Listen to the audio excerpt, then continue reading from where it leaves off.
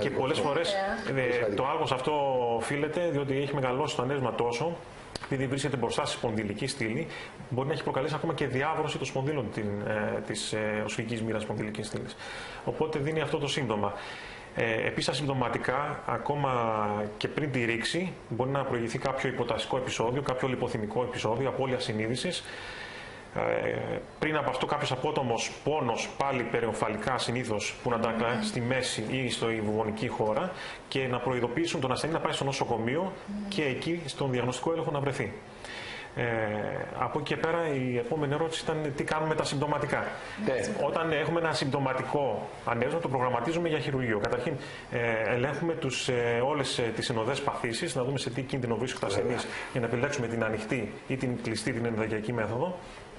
Ελέγχουμε την μορφολογία και ανατομία του ανεβρίσματος, διότι και η ενδαγειακή αντιμετώπιση έχει κάποιους περιορισμούς. Χρειάζεται να υπάρχει κάποια ανατομική μορφολογία κατάλληλη για να μπορούμε να στηρίξουμε εσωτερικά το μόσχευμα και να μπορούμε να περάσουμε τα μοσχεύματα προς τα πάνω.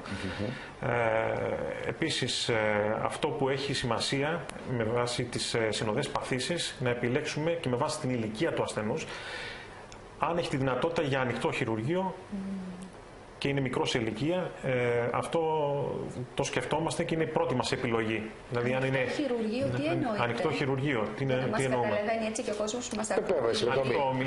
Εννοούμε μέση συνήθως τομή. Παρασκευή του ανεβρίσματος, δηλαδή χειρουργικά κατευθυνόμαστε στο ανέβρισμα, το παρασκευάζουμε πάνω κάτω και όλα τα οικεία του. Διακόπτουμε τη ροή του αίματος με ειδικές λαβίδες πάνω και κάτω. Ανοίγουμε το ανέβρισμα, λέγεται ανεβρισματεκτομή, γιατί ανοίγουμε το ανέβρισμα, φέρουμε τον θρόμβο και το σάκο και τοποθετούμε ένα συνθετικό μόσχημα το οποίο το σειράβουμε κεντρικά και περιφερικά. Και πάντα μιλάμε για ολική νάρκωση εδώ. Εκεί πάντα ολική. Πάντα ολική. Ανοιχτό χειρουργείο και μετά το δεύτερο μπορεί να ακολουθήσει, αν όχι. Η δεύτερη επιλογή, που είναι και η σύνηθις πλέον επιλογή, γιατί όλοι αυτοί οι ασθενείς έχουν σοβαρά προβλήματα. Οπότε αποτελεί και το 80% της αντιμετώπισης πλέον, η ενταγιακή αντιμετώπιση. Ελέγχουμε, είπαμε, την μορφολογία του ανεβρίσματος. Καμία τομή πρώτα απ' όλα. Ναι, καμία τομή. Οι δύο πολύ μικρές τομούλες, οι οποίες εκτελούνται στις βουβονικές χώρες, στις μυριές αρτηρίες. Ο ασθενής δεν κοιμάται συνήθως. Μπορεί να γίνει υποτοπική ή υπορραχαία αναισθησία, που σημαίνει μικρότερος χρόνος νοσηλείας από τη στιγμή που δεν παίρνει γενική αναισθησία. Δεν χρειάζεται να νοσηλευτεί στη μονάδα εντατικής θεραπείας. Παίρνει λιγότερες μονάδες αίμα ή και καθόλου αίμα κατά τη διάρκεια του χειρουργείου. Μετεγχειρητικά ο πόνος είναι ελάχιστος, κινητοποιείται σχεδόν άμεσα, μπορεί και το ίδιο απόγευμα ή το συνηθέστερο την επόμενη μέρα και σε μία-δύο μέρες, αν όλα πάνε καλά, πηγαίνει σπίτι. Περιπατητικός. Μεγάλη, αυτά όλα τα οποία τα πάμε έτσι, τα πέτυχε ο γιατρός μας, απλά είναι τεράστια σημασία. Δηλαδή, ο ασθενής που θα πάει συνήθως, και αυτό μπορεί να το βεβαιώσει ο Γιώργος, τα λεγόμενά, είναι ένας ασθενής ο οποίος συνήθως έχει και καρδιοπάθεια. Συνήθως κάτι έχει. Συνήθως. Μπορεί να μην είναι απόλυτο, συνήθως κάτι έχει. Υπάρχει όμως περίπτωση να το ξαναπάθει αυτό μετά το. Να τελειώσω αυτό που έλεγα. Λοιπόν, έχει καρδιοπάθεια λοιπόν. Αυτή λοιπόν τη στιγμή ο καρδιολόγος το παρακολουθεί. Θέλει λοιπόν να δώσει ο άνθρωπος πρώτον να μην μπει σε μια βαθιά νάρκωση, γιατί μπορεί κάλλιστα να του εκτρέψει την καρδιακή λειτουργία. Έτσι. Παρόλο που οι αναισθησιολόγοι μας είναι αστέρια και κάνουν το καλύτερο, αν μπορούμε να τα αποφύγουμε, τα αποφεύγουμε. Είναι το καλύτερο. Άρα λοιπόν παίρνει αυτομάτως πόντους η έλλειψη ολικής νάρκωσης. Η άμεση κινητοποίηση που μου λέει σε μένα είναι το α και το ω.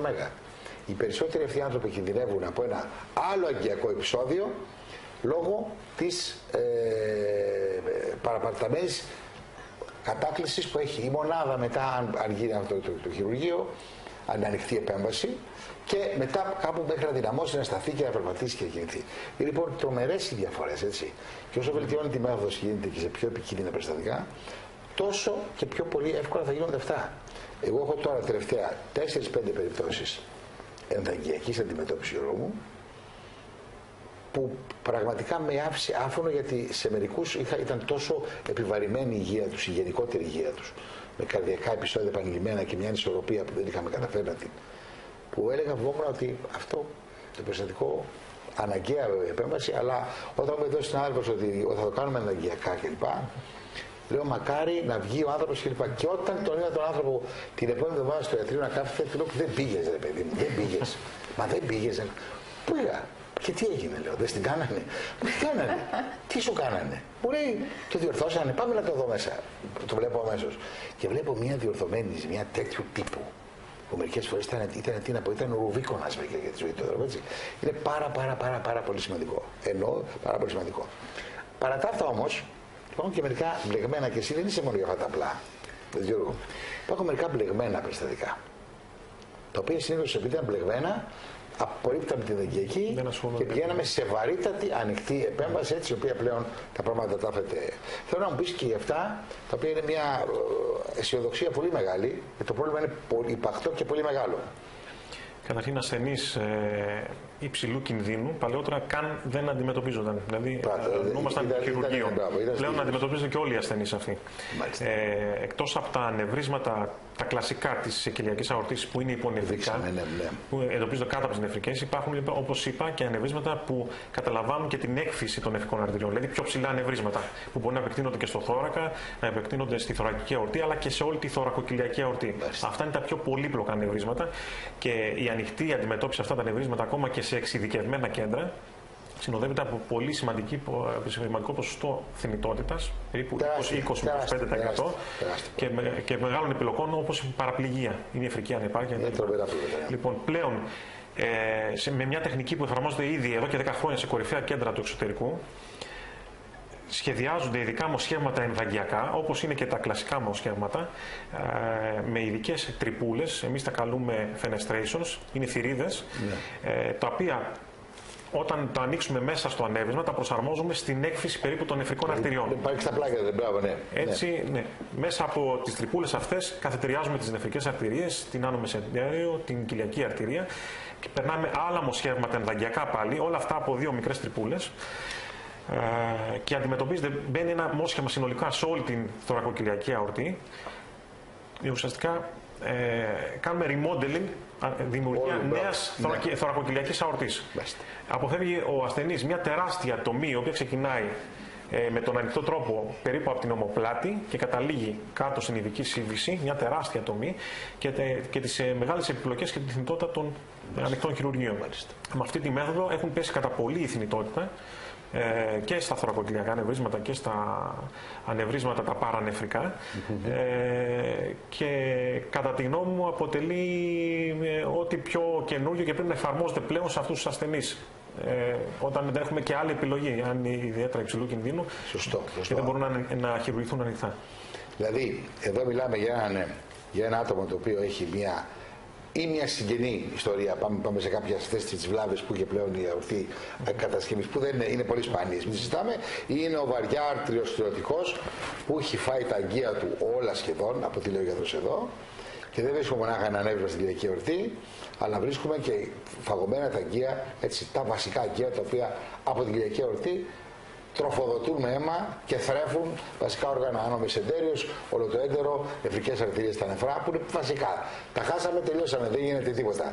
Άρα τώρα μπει μέσα και να του βάλει ένα stent ή ένα μόσχημα το οποίο να τα καλύψει αυτά και να μην τα σεβαστεί, να μην τους δώσει, τα χάσε, πάει, τελείωσε.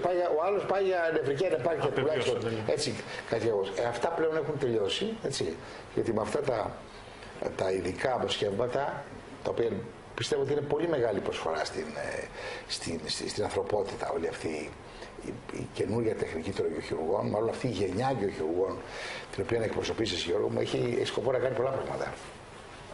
Έχει σκοπό από μια τρυπούλα να μπαίνει μέσα στο εγκαιακό σύστημα και να διορθώνει πράγματα που ήταν θανατηφόρα. Εμείς με την καρδιά έχουμε αρχίσει και κάνουμε πολλά πράγματα και έχουν προχωρήσει. Ήταν μια καλή, θα λέγαμε έτσι, καλή σκαφανής στο θέμα των Στεφανίων, τα οποία είναι και μυστήρια αγκία, δεν είναι τόσο απλά, είναι πιο μυστήρια από τα άλλα που συναντάμε, με πολύ μεγαλύτερη έτσι, και αντίδραση αλλά και υπακοή στη θεραπευτική τους. Αλλά εδώ έχει φτάσει σε αυτό το σημείο το οποίο μου είπες τώρα. Εγώ έχω πρόβλημα αυτή τη στιγμή. Όταν το ανέβρισμα δεν πηγαίνει προς τα πάνω, πηγαίνει προς τα κάτω. Έχω λοιπόν ένα ανέβρισμα το οποίο έχει πιάσει κάτω από τις νεφρικές και μου έχει ξυλώσει, αν το πω έτσι, μου έχει φαρδίνει και τα λαγόνια, τα οποία έχουν μεγαλώσει επικίνδυνα. Εκεί τι κάνουμε? Εκεί υπάρχει μια παρόμοια τεχνική. Όταν απειλείται η αιμάτωση της μίας έσω-λαγωνίου, συνήθως προσπαθούμε να κρατήσουμε και τουλάχιστον τη μία έσω-λαγώνια αρτηρία να έχει αιμάτωση. Αυτό που συνήθως κάνουμε, υπάρχει ένα καινούριο μόσχημα που και αυτό βγάζει ένα πλάγιο κλάδο, ένα άλλο μοσχηματάκι, το οποίο το ανοίγουμε και αυτό ενδαγγειακά. Μπορούμε να το καθετηριάσουμε από την άλλη μοιραία, πάλι ενδαγγειακά, πάλι με αυτές τις δύο μικρές τρυπούλες, και να περάσουμε άλλο μόσχευμα που να στερεωθεί στην έσω-λαγώνια αρτηρία. Έτσι να εξασφαλίσουμε την αιμάτωσή του. Και συνέχεια να αντιμετωπίσουμε και το υπόλοιπο ανέβρισμα της κοιλιακής αορτής, όπως. Άρα ξεκινάμε από την έσω-λαγώνιο. Ναι. Εξασφαλίζουμε την αιμάτωσή της. Με ένα μόσχευμα. Πάλι με πλάγιο κλάδο, με αυτή την τεχνική, την branch τεχνική που λέγεται. Με πλάγιο κλάδο.